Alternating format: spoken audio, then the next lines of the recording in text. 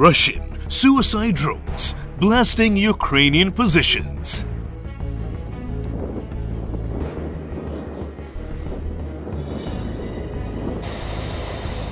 As the Russia-Ukraine war intensifies, Russian armed forces have become a subject of mockery by several Western experts due to the poor military tactics adopted by Moscow against a much feeble Ukraine.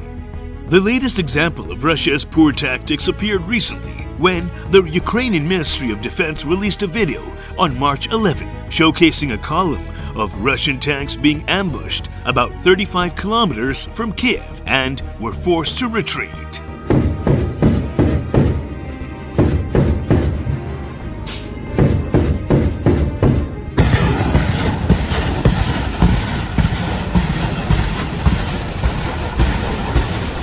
It appears that President Putin has had enough of the mocking with images and videos of Russian tanks, air defenses, artillery columns, and convoys being destroyed by drones and artillery fire by the Ukrainian forces. It appears that Putin may have finally decided to turn those tactics against the Ukrainian forces and give them a taste of their own medicine. The Russian Ministry of Defense has released a video on March 12, likely taken by an Orlan-10 UAV, showing Krasnopol laser-guided artillery strikes in Kiev Oblast.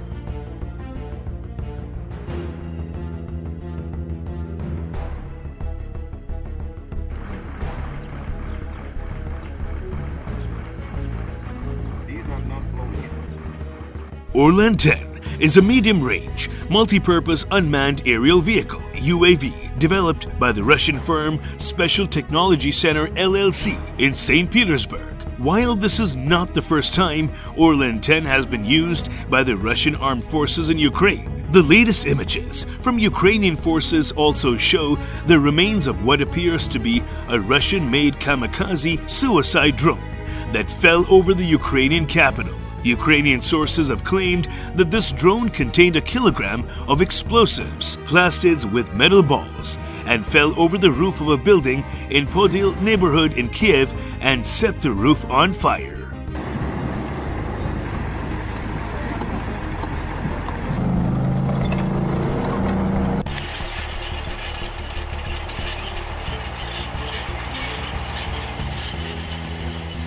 The accompanying photos also show clouds of smoke emerging out of a roof on a building. The drone featured in the images looks like a KYB Kamikaze UAV, which is developed by Zala Aero Group, a Russian company that specializes in the manufacture of unmanned aerial vehicles, UAVs. It is a subsidiary of Kalashnikov Group, famous for developing the world's most iconic weapons, the AK-47 assault rifle. If true, this could be the first documented instance of Russian forces deploying loitering munitions to Ukraine.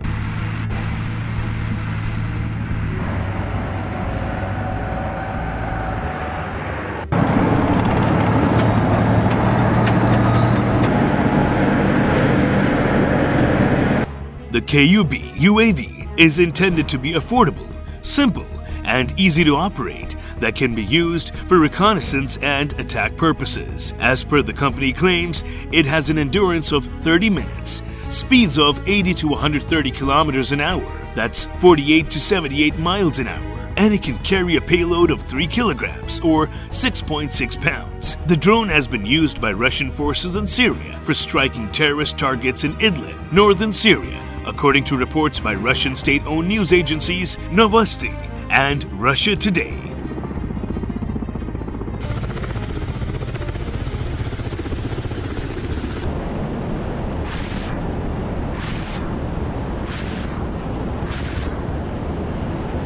Responding to reports, Colonel Mustafa Bakur, the official spokesman for the Jaish al-Izza, a rebel group in Idlib, told the New Arab that the Russian forces had tested kamikaze drones in Hama, Syria, as early as 2016, which he claimed targeted hospitals and rebel mountain bases. The KYB drone was first exhibited at the International Defense Exhibition IDEX 2019 in Abu Dhabi, UAE. In late January, Kalashnikov Group announced that it will commence exports of the KUB loitering munition in cooperation with Rosoboron Export.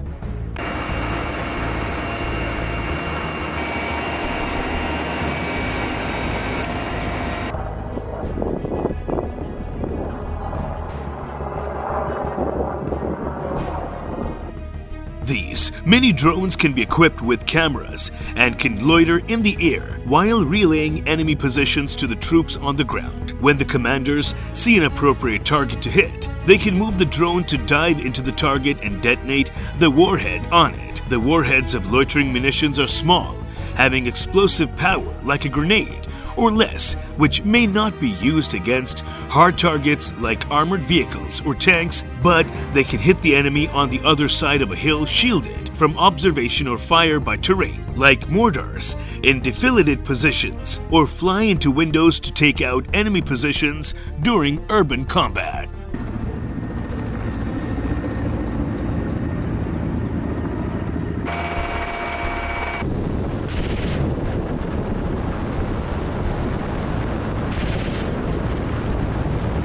The Russians are developing the KUB to use it as an aerial minefield and have proposed that against Bayraktar TB2s as low and slow flying UAVs, they could launch a dozen KUB drones given their swarm capabilities to first identify a Bayraktar and then attack it.